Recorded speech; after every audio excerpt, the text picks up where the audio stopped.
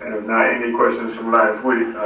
Is there anything that anyone wanted to discuss or ask that might have been going on through the week or something like that? Something that's been on anyone's mind? No, just if you can put into context all the stuff that's going on all over the world, you know. And this is stuff we probably already know, but you know, it's just in our faces so much. It just is, and that's part of light exposure, I guess. Even on a regular, everyday, personal level, it's like just stuff. Thank you. Aggravating stuff too. Well, I do believe that a lot of these things are actually taking place so that we can change them, and it's also because we are actually changing them. It's almost as if the foundation of certain things have to be shaken or completely torn down before they can be reshaped, which is why everything is revealing itself, so that it has to be dealt with. Old institutions, etc. They cannot just be left alone to continue to exist. So I think that's what all of this is about. Even in regards to Syria, how I guess the ploy to participate in certain actions were kind of foiled, and it didn't even come from us. It was kind of like the bluff was called, and what I'm talking about is the role that Russia played. It's like, okay, well, if you just reveal the records, because we didn't believe you're going to reveal the records, sure, you know, come and gather at the peace table. And so those things happen. So I also think that a lot of other countries, and through a consciousness standpoint, are taking the initiative, but I think it's because of the entire enlightenment of the world and all human beings. So that's pretty much what is taking place on the spiritual level, which, with us wanting change, we must remember that in a way we are the ones that cause a lot of the change. In regards to the deaths, I don't want to make light of it, but I do look at it from the standpoint that it's not death in the sense that traditionally and conventionally we think of death, because it's just a cycle. And so that particular soul is just headed to another lifetime. It's not an actual end when you look at it from the larger position. A soul cannot die.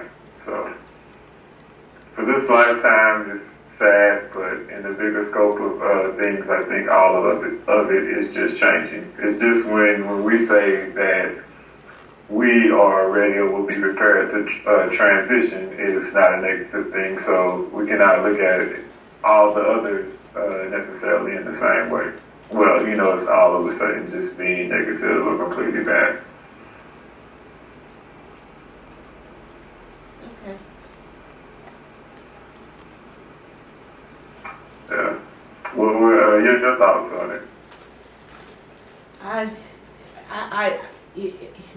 I think it's all interwoven, each of us with our own personal kinds of challenges, are sort of are reflective of the larger picture and vice versa, of what's going on.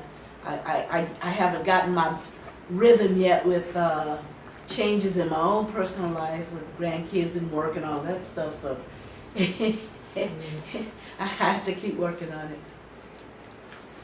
I see. So, where I was going to actually talk about today was Thomas 8. And it is a similar scripture to that in the regular traditional New Testament Bible, which is Matthew 13:47 through 48. So, One more time. oh, sorry. The verse that I wanted to look at further today was Thomas, verse 8, or saying 8. And Asim.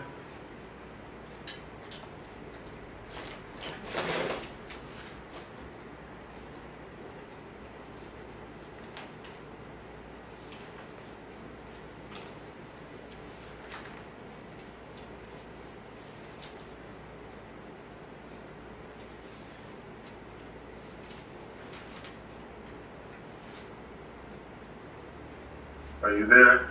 Yeah, we can hear you now. Okay. And Matthew 37, what?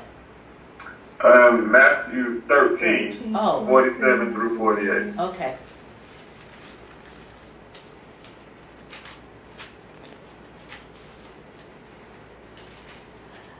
And so the verse reads, "And he said, the man is like a wise fisherman who cast his net into the sea and drew it up from the sea full of small fish. Among them, the wise fisherman found a fine large fish. He threw all of the small fish back into the sea and chose the large fish without difficulty. Whoever has ears to hear, let him hear." So this little small saying is actually revealing a lot to us. The man is like a wise fisherman. First, let's talk about the word fish. Fish in this verse is actually related to the Hebrew letter nun. Nun means fish. And cast in his net into the sea actually corresponds with the Hebrew letter mem. The Hebrew letter mem, which is C, deals with what we would call the heaven or the universe or the cosmos, but also on a spiritual level. So it deals with all that is. So once we, what this man has actually done in this verse is he has changed his nature by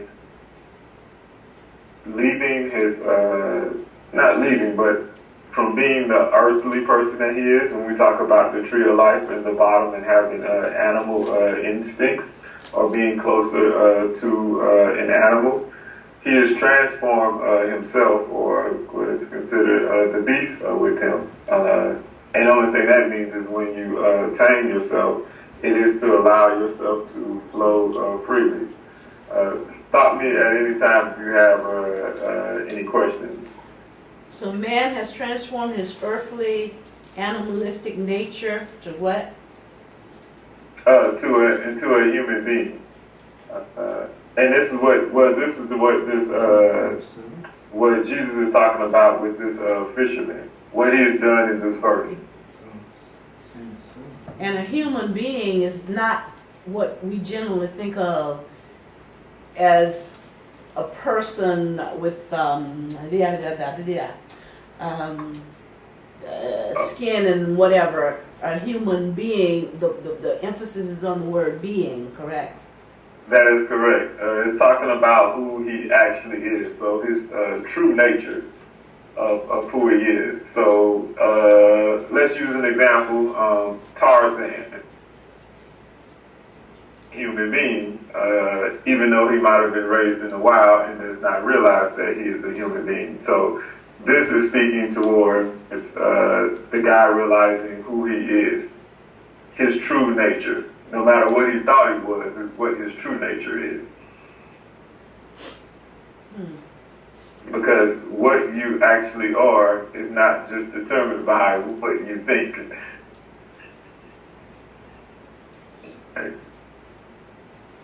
Okay. So when he throws the small fish, oh, did that make sense? Yeah. Mm-hmm. Okay. So when he throws the small fish back, what that actually represents is he has let go of the attachment of lesser things and desires in order to fulfill his innermost heart's desire. And his innermost heart desire is to actually know and walk in the full embodiment of who he actually is.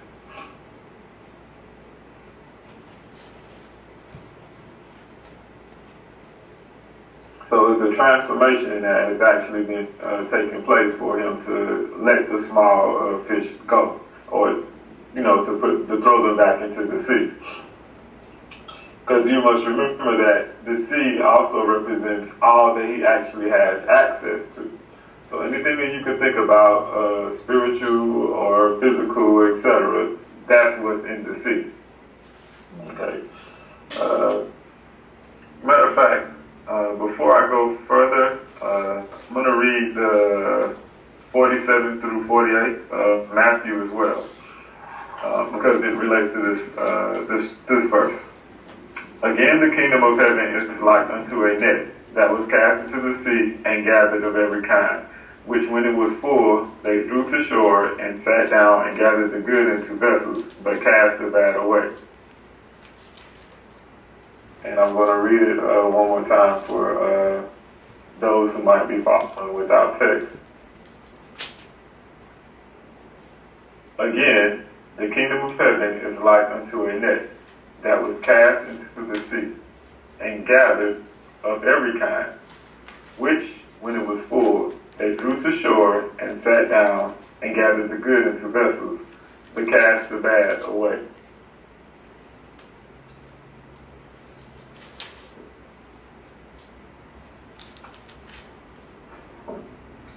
So, the internal conflict that we deal with of desire and fear is an opposition between that animal who we were just speaking of and the human being, the soul that we truly are. Both of them play their part. However, they're in confrontation with one another. So our soul part, and then the ego and the earthly part. So we battle these things on a daily basis when you weigh certain pursuits, certain earthly pursuits, and we battle with knowing who we are and what we actually spend our time pursuing, etc.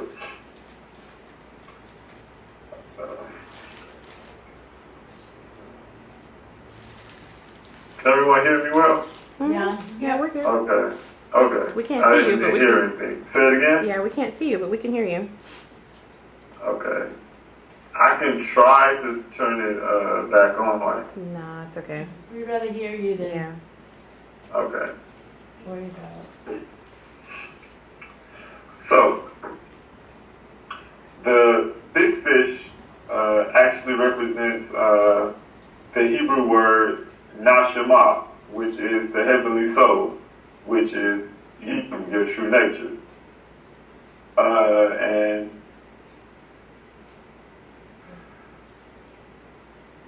so we all have been told that Jesus is the Son of God and He's the Savior.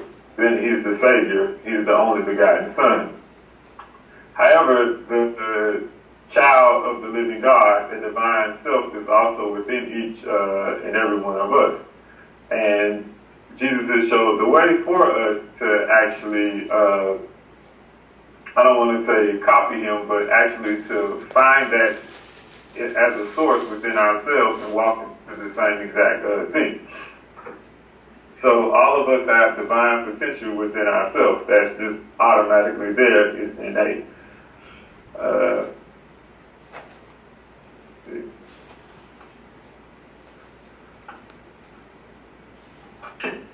I also have to figure out from Nick how to actually show things on the screen, because I don't know how to do that, because I wanted to show the Hebrew letters as well. But anyway, so it is not enough for us to just plainly believe in Jesus and believe that we are Christ and we have Christ in us, you have to become that. And when I say become that, I mean become that because you are that, but in the sense of it would automatically, it's like something is becoming akin to automatic. You don't think about it, you don't have to use your intellect to walk around saying, I am God, or I am enlightened, I am a human being, etc. It's just automatic, and you just automatically know that. And throughout everything that you do, your daily activities, or thought, or whatever, it's as if that is automatic. I think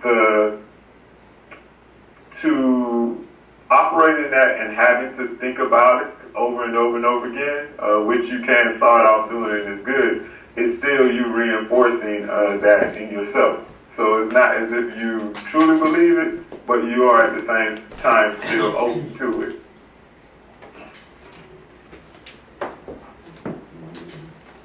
Hello? Yep, we're here. Oh, okay. That kind of day. You can't see us, Sheldon?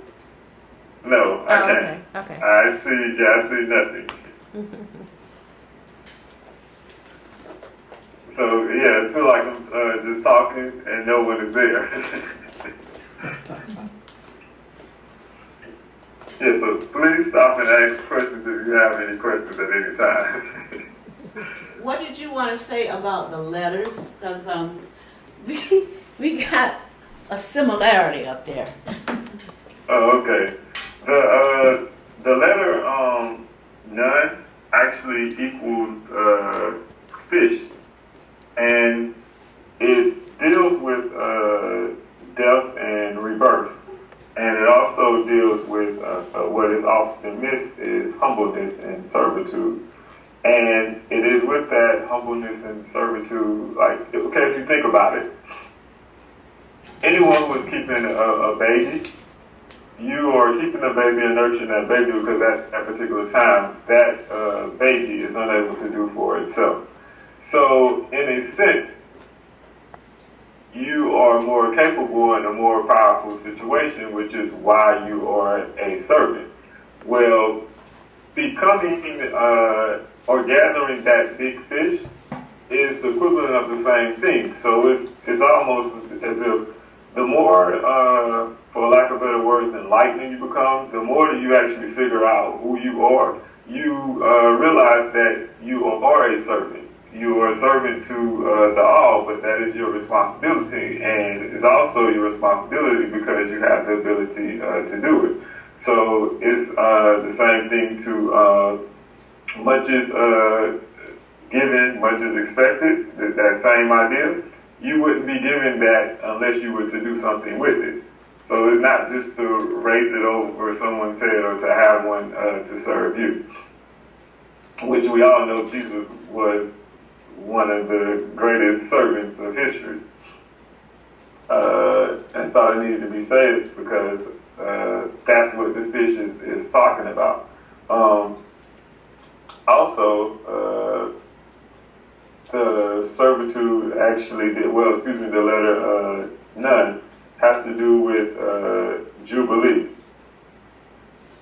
And it deals with the fish in the sea.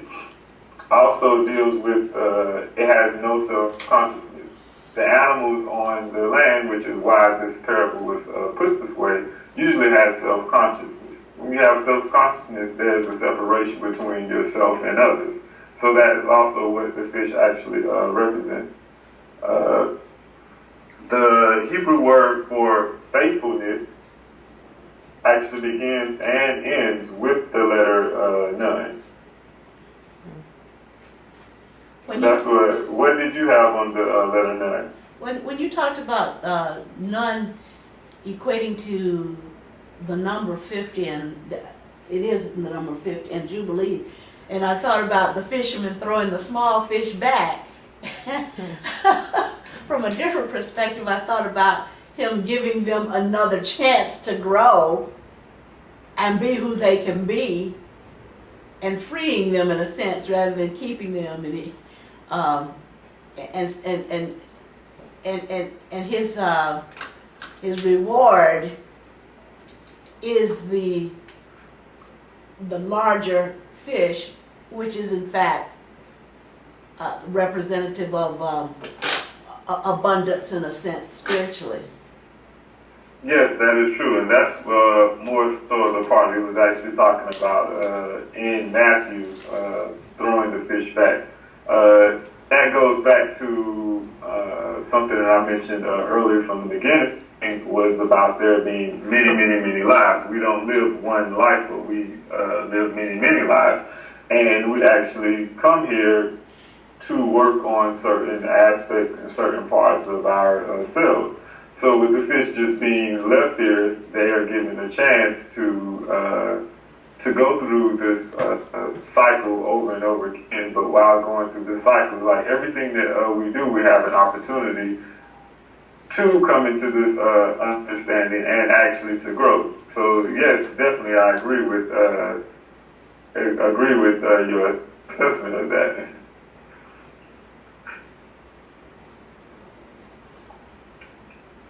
What other parts did you have up over there? The mem, Okay, the sea. yes. And what do you have on The same thing as you. It represents perfection. It represents completion. And as you say, everything that you need is in there. It's just that when you cast the net, you're going to get everything, and you have to select out what what's good for you in a sense spiritually. Yeah, not necessarily get caught up on trivial things, which can all be a huge, big distraction. But it's not to say these things that it is bad when we do that. It's to say that it's more so a learning process and of growth. So I don't want it at all to seem like you need to get your life together. This is horrible how you live. This is just terrible. Not saying that at all. It could be that it's just not right at the time. It's not what best nourishes you spiritually at the time. Yes. Yes, so going on from that verse to the very next verse that deals with what you're just talking about is verse 9 of Thomas. And verse 9 of Thomas correlates with Matthew 13, 3 through 8.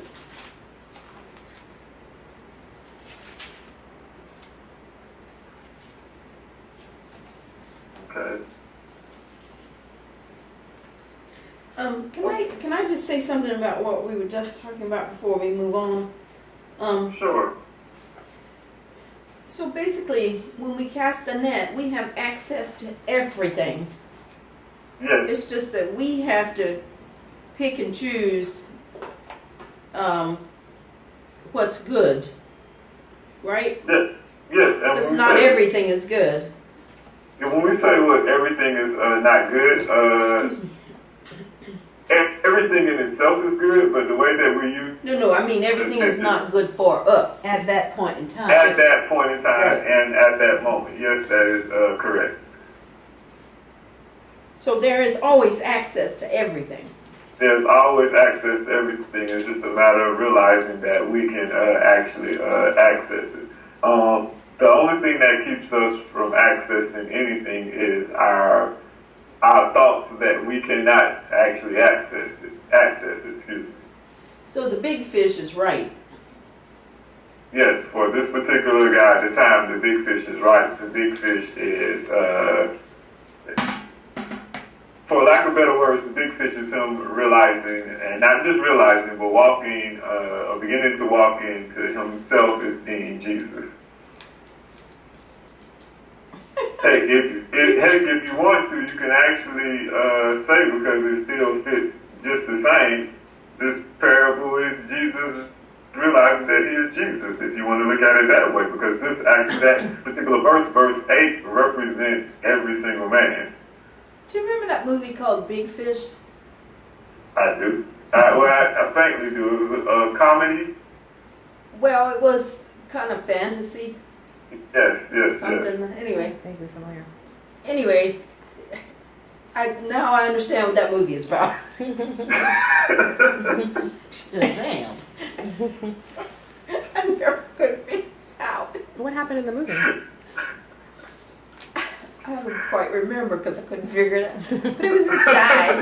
He was wandering around from place to place, and there were all these fantastical kinds of things happening. But he was basically kind of searching for his father, I guess. Okay. And he was going to all these. He went to this particular place where he got trapped. It's kind of a carnival town or whatever. Mm-hmm. And see, I couldn't figure it out. That's interesting. It probably is a really very meaningful movie. It kind of reminds you of Alice in Wonderland. Like Yeah. he was just going to these places, and he just kept going from one place to another, and all these different points in history. And Yeah. every place that he went, there would be these like over the top things. It just was strange and weird.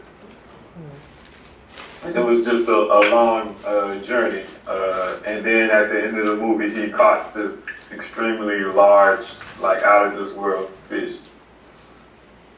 And it was abnormal because it wasn't like a whale, but it was like a regular fish that you would think about catching yourself maybe a foot long, but like 6 feet long or something like that. So just astronomical.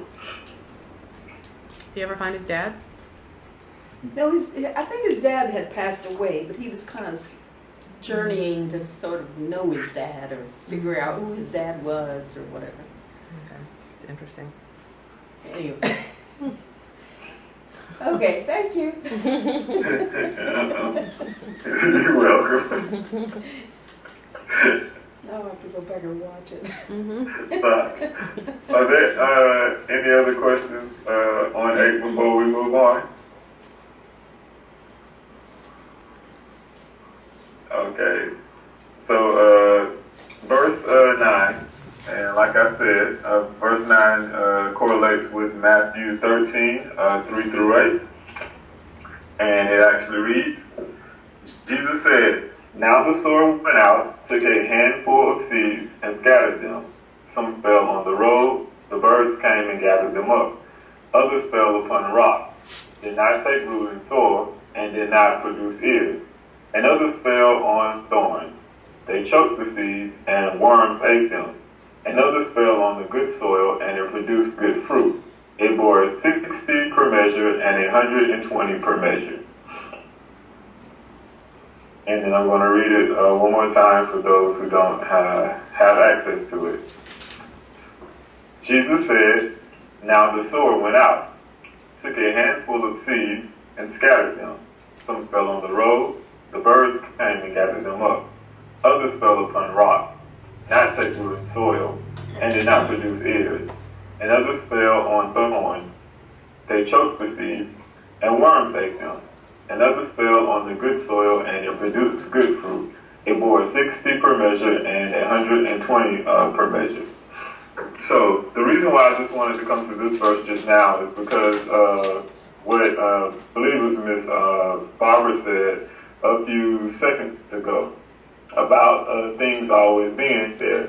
The seeds that this is actually talking about is the seeds of the potential that all of us have in us, and they have been planted at any time, more so they're like innate. It's just a matter of us using those seeds and choosing to use those seeds. They may sit there dormant for several lifetimes, but it's like when we say something, or when your parents said something to you when you were younger and you had no idea what they were talking about and thought they were completely crazy or just giving you a hard time or something like that. And then later on in life, all of a sudden you had an epiphany and it dawned on you of what they were actually saying. Well, those are the same exact ways that these seeds work that we actually possess.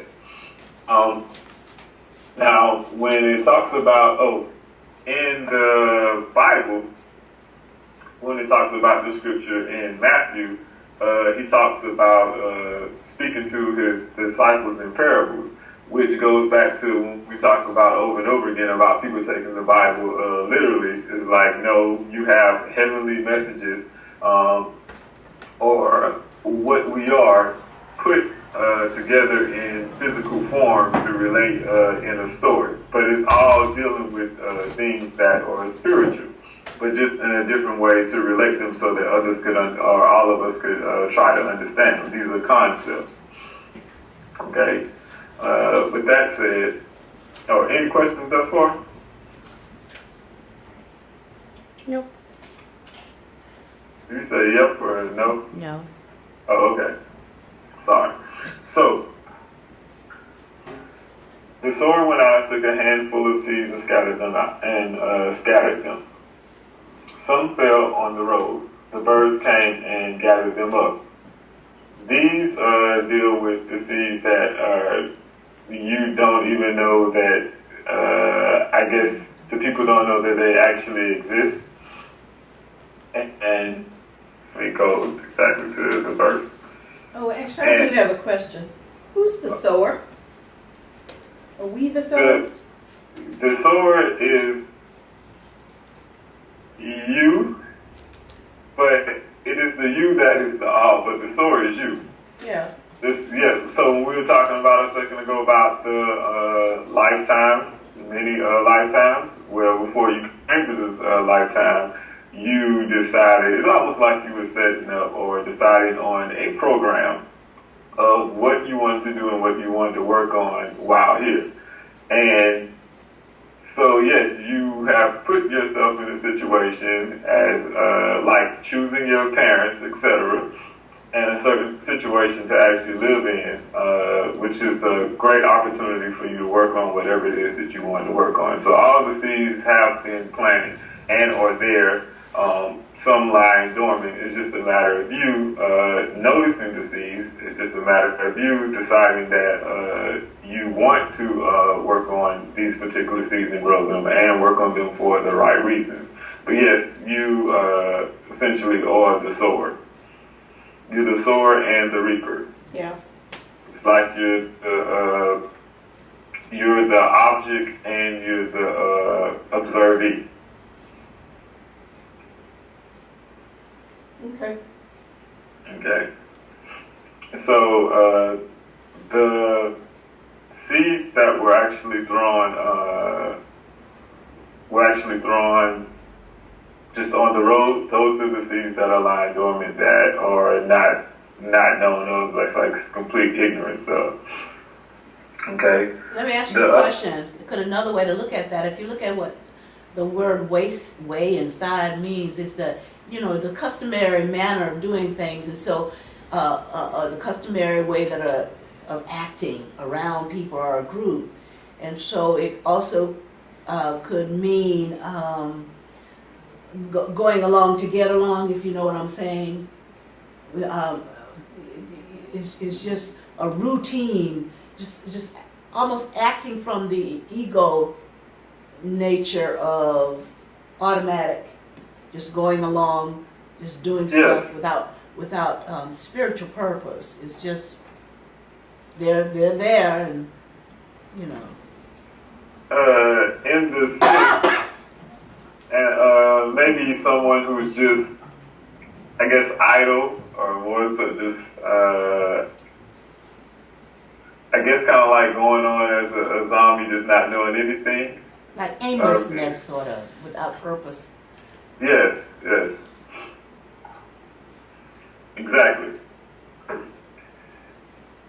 So the birds came and gathered them up, and the distinction between the birds came and gathered them up is that they were not in control of this, like you said, with being in ignorance.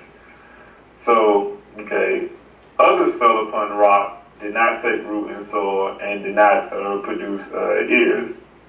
These are more so the ones that it was conscious of, but just nothing done about them. I know I need to work on something, but I'm just not paying any attention. So but I realize it. That's what that is speaking of. Others fell on thorns; they choked the seeds, and worms ate them. I want to go back to 5. 5. The stony ground. Oh, okay, okay. Stony places where they didn't have much earth. So it's sort of like a shallowness or nothing in the person where their thoughts can really take root or spiritual. There is no spiritual soil for the thoughts to take root. It's very shallow. It's not. It's I don't know what another word to say that. But the person has no depth, no spiritual depth. Yes, yes. And what can cause the lack of depthness for a particular person is one of them is being dogma, and so they're not allowed to grow in depthness, and a particular level has been set that they cannot go further past. So that would stop and choke depthness. The other one would just be ego, that kind of like you know everything, and just kind of shut off to coming into an understanding or experiencing the depthness, for lack of better words. So it's sort of a superficial kind of lifestyle, if you will. Yes. It's only surface, but there's nothing underneath. Correct. It has no good ground. It has nothing to really support it.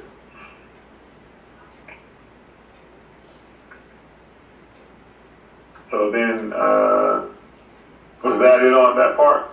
Yeah, and I'm just looking at the contrast between 4 and 5 then. One has to do with thoughts. Birds represent thoughts. We'll let other things come in and dissuade us or persuade us, like an external kind of thing. But 5 has to do more with internal, what I've got in me, what the depth of my desire to seek spiritual things. It begins to go internal from that perspective. Yes, because with the fowls of the air, it's more so it's something that's coming and taken away from you just because of the ignorance. But then with 5, it's a little bit more consciousness that is there, but there's still the same exact result. Yeah. And in a sense, 5 is kind of worse because it's knowingly being done. So there is a sense of control, as the person can determine the outcome, or if they want to grow, they can, but it's just that they are pretty much blocking themselves. It's almost like we the sower didn't even use common sense. Say that last part. It's almost like we, the sower, don't even use our common sense to knowingly sow seeds on stony ground. Mm-hmm. It's a choice. I didn't even use our natural sense. Or like you said, ego. My ego thinks it, just because I said it's going to come up. Yeah.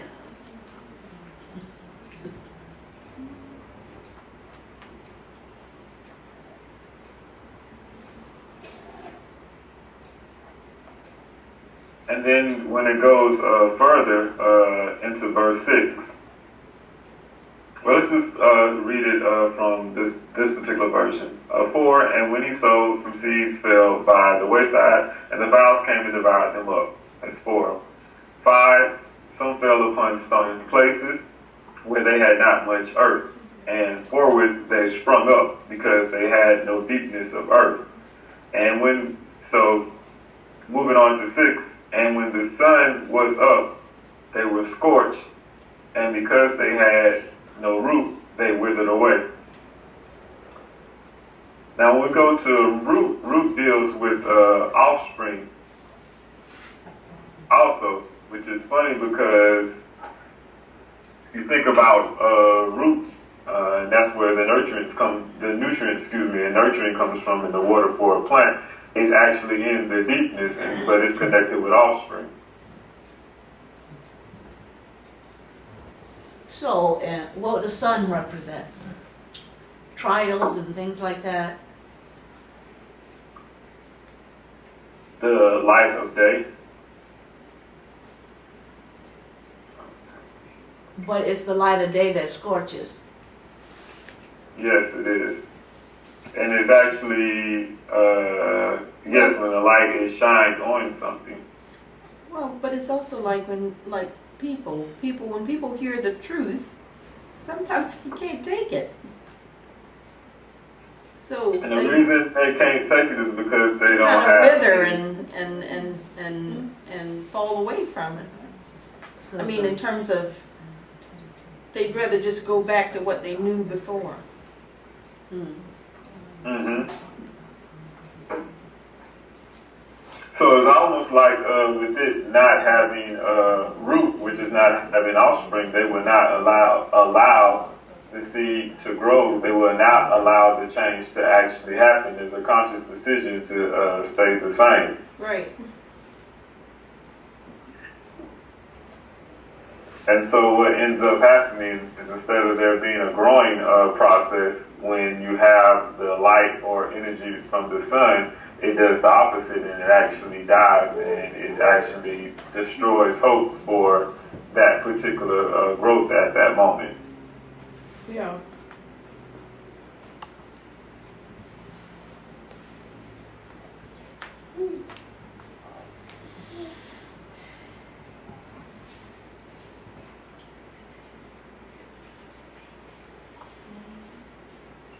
Anyone else see anything in that? I have any questions on verse 6? Well, verse 5 and 6, because they're kind of like together.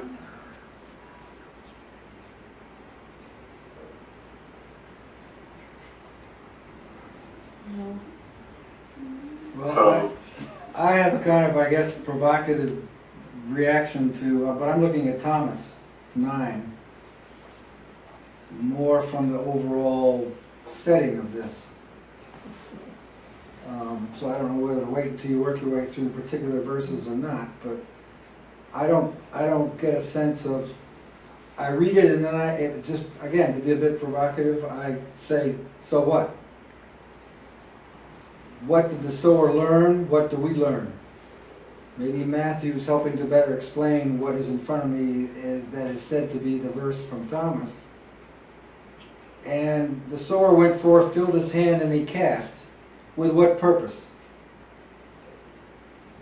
I mean, my sense in reading this was to see how the seed would, what's the word, react, to see what would become of the seed, sown into various circumstances, and then if the others fell on the good earth and brought forth good fruit unto heaven, etc., does that mean all the other seed, it doesn't matter that it fell on immature or unproductive or whatever, I can't say land, but again, just, so what do we conclude? It's kind of like a journey, I think.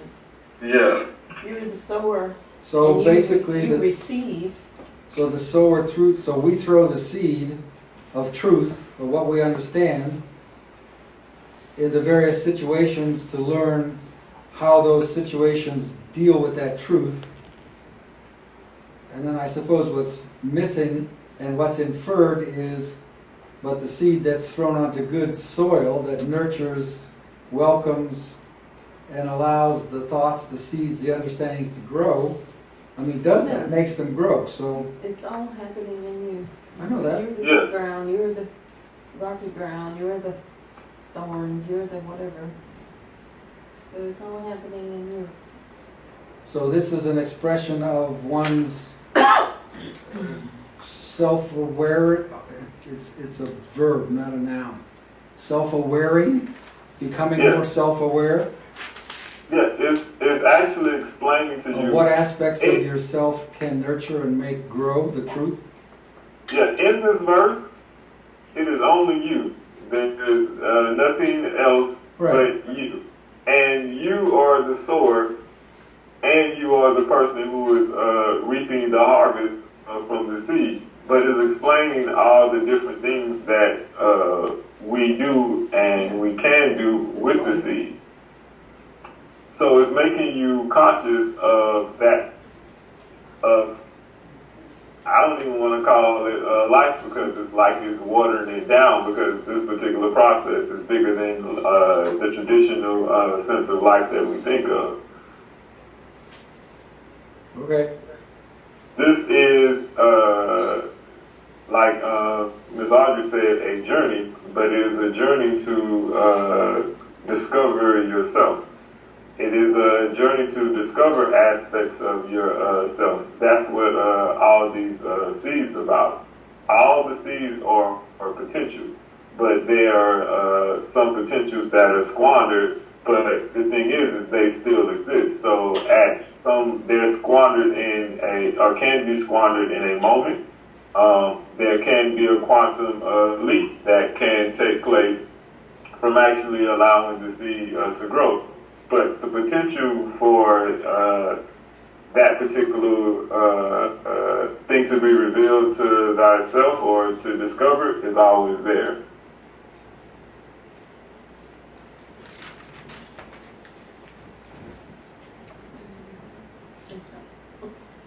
Okay, so I'll say something. So what's the good earth?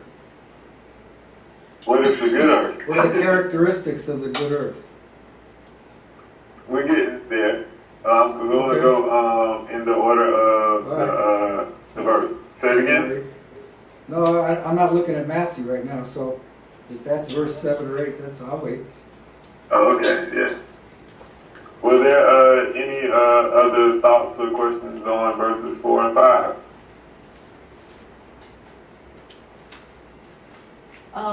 Thorn can be anything that, you know, that hinders you, or that strangles you, or that entangles you, or So like, Yeah, your doubts or your fears or Yes. your whatever. Yes, Negative thoughts. yes. so anything that comes up that is a distraction or gets you off course. Is that what you mean? Yes. Or in this sense? Some of my seeds fell on the thorns this week. Oh, mine too. He's still sitting there.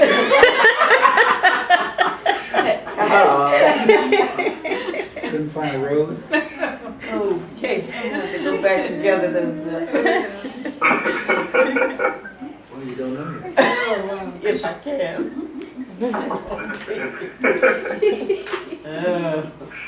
But even with the thorns and you being pricked, there's still something to be learned and taken away from that. And like I said, ultimately, the seeds haven't been destroyed.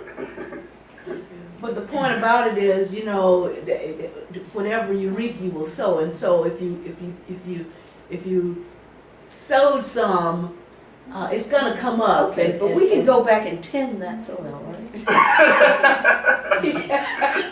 What are you gonna get? How you pull the thorns out? Oh, if you tend the soil, then you get rid of the. Some of it may be like that. You get rid of some. Some of it may be like the wheat and the chaff. You take the chance of uprooting some good stuff Oh, true. while you're doing that. So some of the thorns, some of the seeds that we sow in thorns are gonna come up. I mean, that's the way life is. Some of the negativity that we put out there, some of it you can't take back. Like words, once they leave, that's it. You can mitigate them, but that doesn't mean that you aren't gonna reap some consequences of Yeah. it. That's so funny that you actually skipped ahead to Thomas 57, and that is Matthew 13 to 24 when you were talking about the wheat. So Oh. I guess we're gonna come right back to that verse, the one that we're on about the thorns. But I'm just gonna read Thomas 57 right quick for what Ms. Walker said. The Father's kingdom is like a person who has good seed. His enemy came during the night and sowed weeds among the good seed. The person did not let the workers pull up the weeds, but said to them, "No, otherwise you might go to pull up the weeds and pull up the wheat along with them. For on the day of the harvest, the weeds will be conspicuous and will be pulled up and burned." So when you talk about the thorns, this past week, don't worry about it and move forward. It will come up and we'll Okay, I can work with that. later on. Well, I'm thinking the thorns are there for us to learn from, probably. My sense is don't overthink it. Yeah. Don't overthink it. There's nothing in this verse that says, and those were wasted. It just says some fell that way. Yeah. No, But at the end of the verse, others fell on good soil. And how could you imagine as being a teacher, you're going to get 100% of what you want to put out there to 100% of your students on any given day? Come on. It doesn't work like that, right? But what I said is the missing conclusion, so to speak, is, and therefore, it was good. So it doesn't matter if it goes on the thorns, if it goes on the road, and the birds consume it from the road, which may be having something to do with whatever it is consumed by the things. get the benefit. No, but the birds are the things of this life, this world, Yeah, as opposed to still. the other world. You can take, some of the analogies are a bit hard to follow. What's a worm? What's that got to do with a thorn? Yeah. Okay? But the simplest way is, it's enough that some of it sinks in, I guess, if you want to think of your students. And you don't know what the outcome of that is, except that that's good. So is good just qualified? It's only good in this sense, or good tends to permeate everything sooner or later, right? Because there's nothing in the verse. Yeah, but the implication though is that it's something for you, for your good, for you to use, for you to grow by, for you to learn from. Right. Because no farmer is going to go out and do this every single time, seeing the results. He's going to, from a natural perspective, if he sees finally what his fruit, what he will bear, he will more and more attempt to select soil that gives him more yield. But if you take, Likewise, spiritually, same thing happens as we go on this journey. We learn from these various things, but it doesn't mean we go out and do the exact same thing. If we have not learned anything, we will. but if you do it with 57 together, Thomas 57, Yeah, it's when the seed matures, you can discern the useful from the not useful, et cetera, et cetera. So don't worry about it. The point is, sow the seeds, and as a result of those falling on good earth, we're assuming that if you have some 60-fold and some 120-fold, that's more than enough. But there's a lot of these verses all the time sort of stop short of that last sentence that would say, and therefore. It's up to you to figure out what you take away from it, right? And that's what gets to be the conundrum sometimes. But that's the sense I get from it. It doesn't matter. Okay, you're learning how you could be wasteful, so to speak. But at the end of the day, there was a part that wasn't, and that gave you enough sustenance to go forward. Which means that I can go out the next day and do the exact same thing. You probably are. How do I grow? How do you be more efficient? If part of it relates don't have to a spiritual kind of growth, and part of it is to show me me, and to show me what I'm doing with my spiritual seed, and I continue. I don't get anywhere. My yield is always the same, maybe 60, maybe 100, and that may be enough for some people. But if I know that there's a better way, that my yield can be greater, that if I had 1,000-fold, more people can have access to that 1,000-fold. I hear what you're saying right here. Yeah, let me finish. Okay. As I'm going through this process, yes, there are some things I blew that. I could have done that a better way, but I don't sit there and wallow in it. I just go on. However, at the end of the story is, okay, did I just continue to blow it every single planting season, knowing, and my awareness is grown a little bit, knowing the things that I've learned, do I just do the same thing over and over again? That's what I'm saying. So this is just one example, but this is a cycle. Yeah, I mean, This planting and sowing is a cycle. yeah, you could say the next day, Or the next season. the sower was more careful where he Or cast the his next seed. season, Or exactly. he cast again, and the next day, pick whatever other things you didn't cover the first day. Because They I didn't tell him the water, because the I seeds knew- drowned. Because I saw what happened in the thorns and stuff, etc. I tried to be more careful, although some of the next seeds will go into thorns. Well, maybe not as many. You see what I'm saying? Yeah. Yeah, I'm just saying that's always the stuff that's never written. You have to draw your own, and therefore, just learn as you go and keep going. Yeah. But obviously, there wouldn't be an expression, I think, in that last sentence of the quantity, which certainly would seem to me to see an abundant enough, so that even if, and they're just not doing the math, say 10% of the seed fell on the good soil, but it produced 120% of your needs. But I think there's a sort of inference. So in terms of your distracted students, and any teacher will tell you, anybody will tell you, you never really know what's going to take off and how far it's going to go. So it doesn't make it any easier if you're the seed thrower. Particularly now we're getting into silly analogies. The school is under budgeted, you have fewer resources, you're worried about wasting your seeds. I'm talking about casting seeds, but I'm talking about in me. Mhm. I'm not necessarily talking about the students. I know, but you took it there to be fun. No, not to be fun. Sheldon, you still with us? Yeah, I am. Yeah, okay. The verse is talking about an individual. So it's each one of us that the verse is actually focused on. And it's focused on our actual personal growing. So in a sense, it's not talking about anything at all that's material. It's talking about strictly personal growth that cannot be seen with just anything that's seen with the naked or our physical sense of seeing. The other part when it was in verse 57 when it was talking about the weeds actually being pulled up once the crop has grown, that is just saying that yes, it is still an account that is taken for what has been done wrong. So you're still paying attention, but you're actually growing for it. So that is taken into account.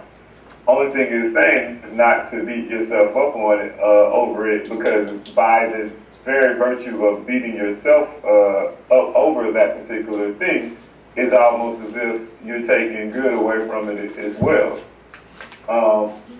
So even that thing that might have been perceived as being bad taking place, it was good. It was growth in that. So you're just allowing it to easily be taken up to be gathered, to be noticed by waiting for it to actually grow. Therefore, you get the good that came from it or was amongst it, and you're actually able to take heed to the things that you've learned and your growth. And in regards to the 60th and the 100th fold, how it's not anywhere possible to quantify what 60 or 100th fold is. I cannot really say that because I went through a certain event, I am exactly 39% better. So I think, and I haven't looked at it, those particular numbers where it says 60 and 100% will actually deal with a certain aspect of what those particular numbers represent.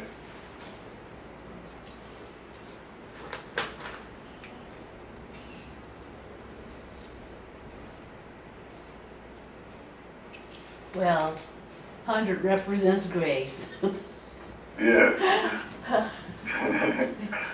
60 represents, 30 represents dedication.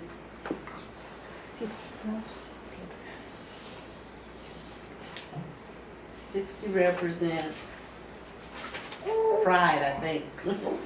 Pride. Okay.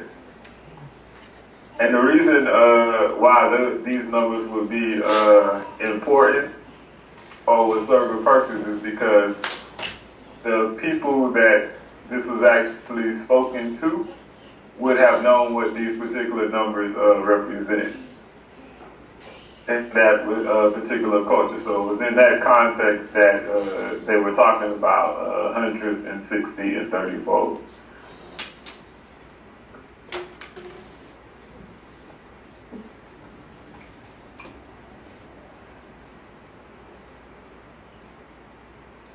So, okay.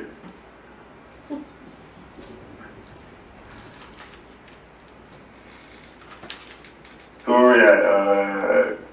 Well, we back on 8. We're on 8.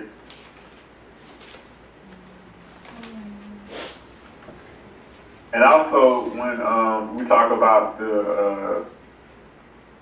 the sower and the person who is actually reaping the benefits of the seeds. So in a lot of the verses that we just were talking about, the word fail was used. And fail actually deals with to be cast down from a state of prosperity, of virtues, etc. Which deals with them being cast down, a throne from the higher self, from that expansion of who we are.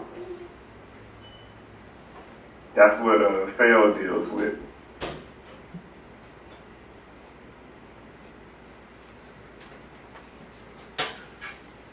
So number 8, but others fell into good ground and brought forth fruit, some 100-fold, some 60-fold, and some 30-fold. And then the latter part of verse 9, and Thomas said, and others fell on the good soil, and it produced good fruit. It bore 60 per measure and 120 per measure. So when we're talking about good earlier today, it is hold on. The Hebrew word kelos, and it actually deals with beautiful, handsome, and excellent. So it actually deals with growth and what is known at that time. So that is when the seed actually grows. That thing that was supposedly bad, the good has come out of it. Or just think about any situation that you went through in the past in your life that you can recall that was just at the moment just terrible. And then later on, after some amount of time, T can be any amount of time, though, whether it be 5 minutes later or whether it be 30, 40, 50 years, that you actually came to understanding and were appreciative of that thing that actually took place that you thought was bad. That is the seed growing and becoming good, and because you have noticed how that particular seed has pushed you to grow and has helped you to come into a better understanding of who you are. So that is what good is. That is meaning that it is right. That it means that you are blessed.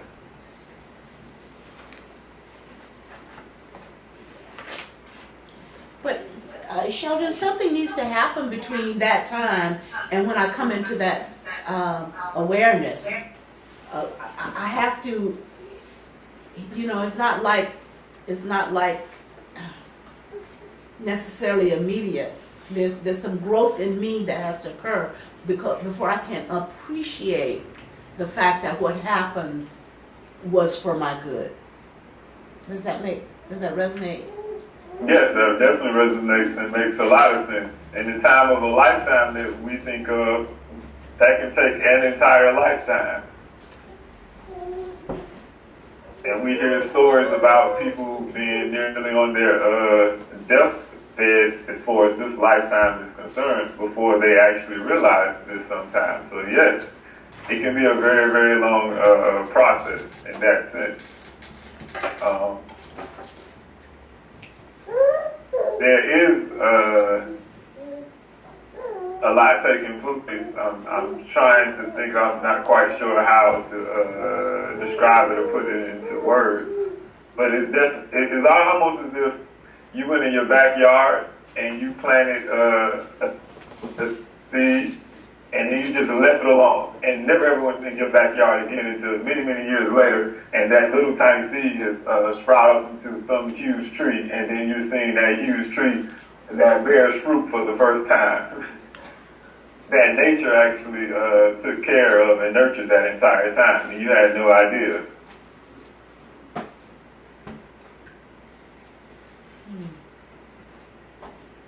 And that happens with us all the time. Is that, well, Ms. Barber, is that the part where it was talking about you just let it go? Yeah. Like you noticed it, but is that verse 57 when it was talking about the wheat that was thrown? I mean the weeds that were thrown amongst the wheat. Yeah. It'll be what it'll be, and it'll do what it'll do.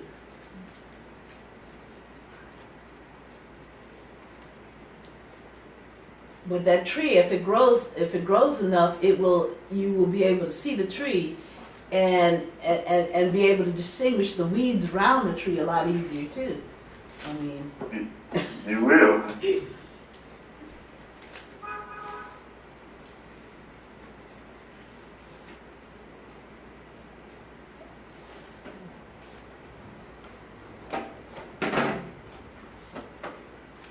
Did anyone else have any questions on that verse? Or verses, or the corresponding 57 with Thomas 57?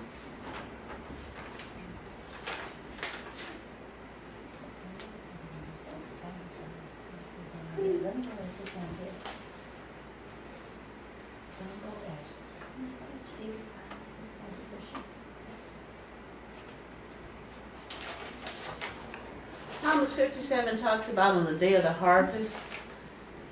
He said, don't pull them up. You might pull up some of the wheat, but on the day of the harvest. Somebody was asking about Thomas 57? No, I'm just Oh, okay. looking at it. And on the day of the harvest, the weeds will appear, and they will be pulled up and burned. And so, looking at that internally, in me, on the day of the harvest, when things are ripe, when the season is now, whatever that now is, I will have that conscious awareness that I can distinguish also between what's truth and what's real meaning spiritually real, and what's superficial or ego related or the thorns, if you will, distractions, and then I will have that opportunity to uproot that in me. So some of us, as we go along in our journey, it may not be a good thing to make us face hard decisions that we're not ready to face. Because whatever seed is planted in us that has that potential to generate that tree, that powerful tree, it could be dug up, and that leaves us nothing as relates to that particular seed.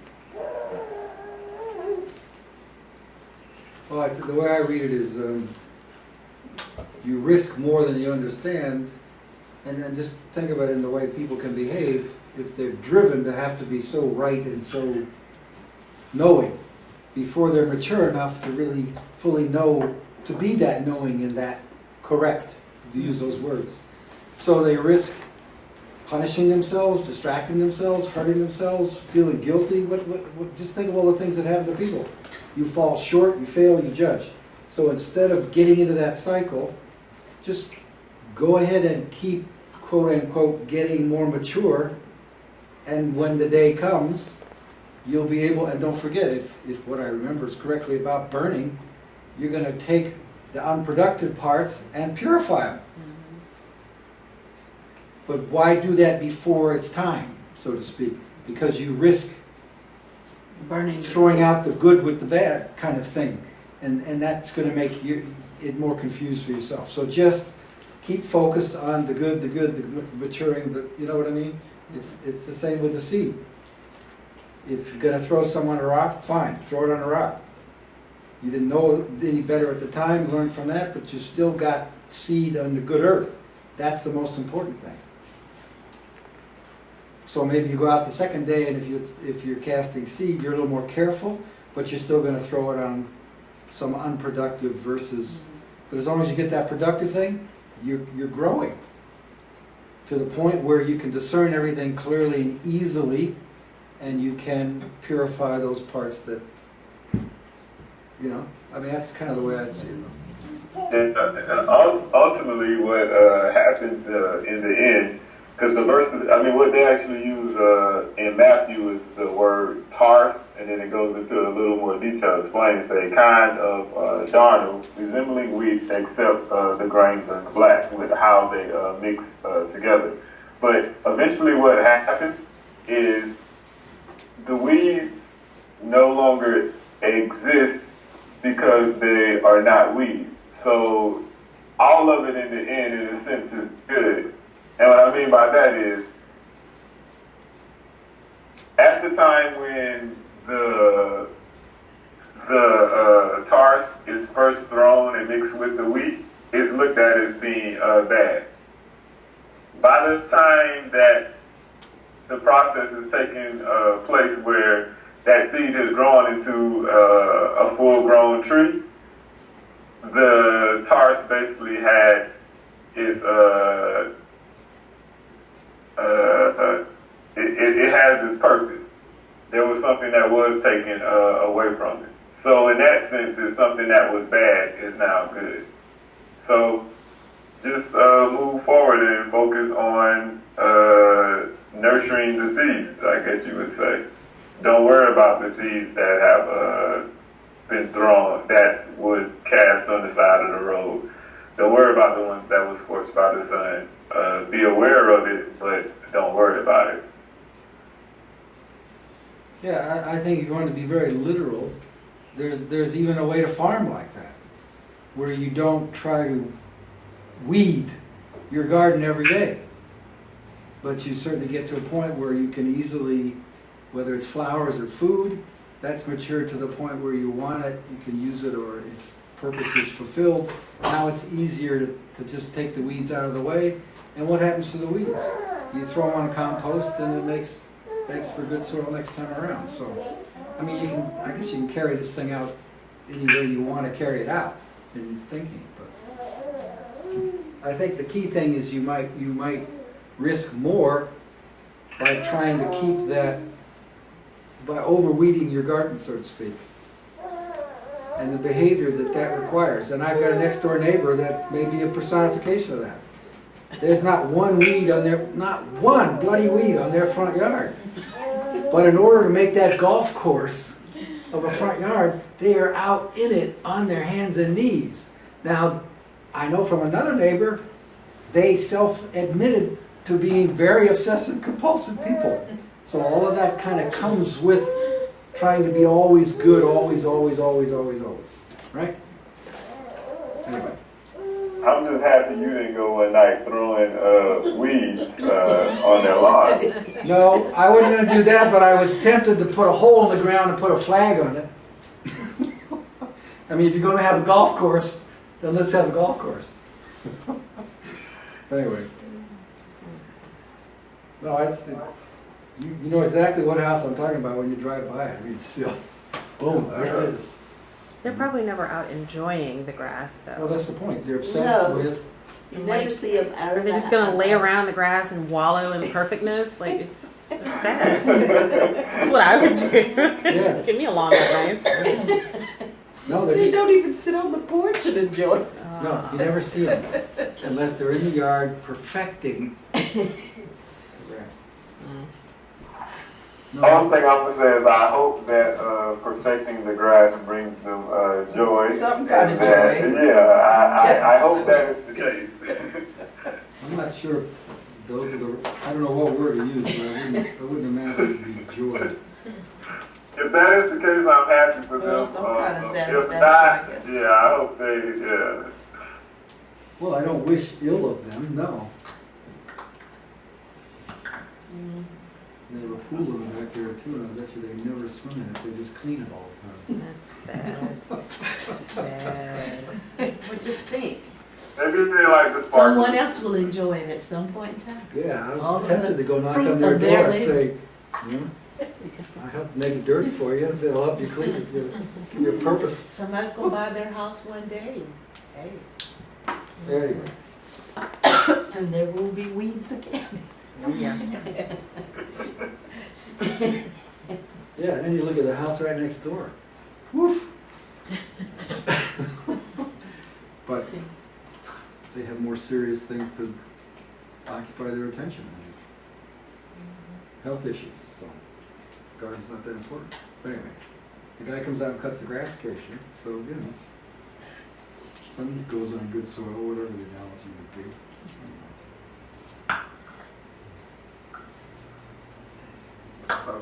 Was there any more thoughts or questions on any of the verses?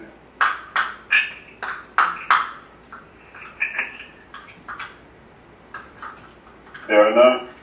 No. Okay, well, I'm finished. I appreciate all of you being patient with me through my technical difficulties this morning.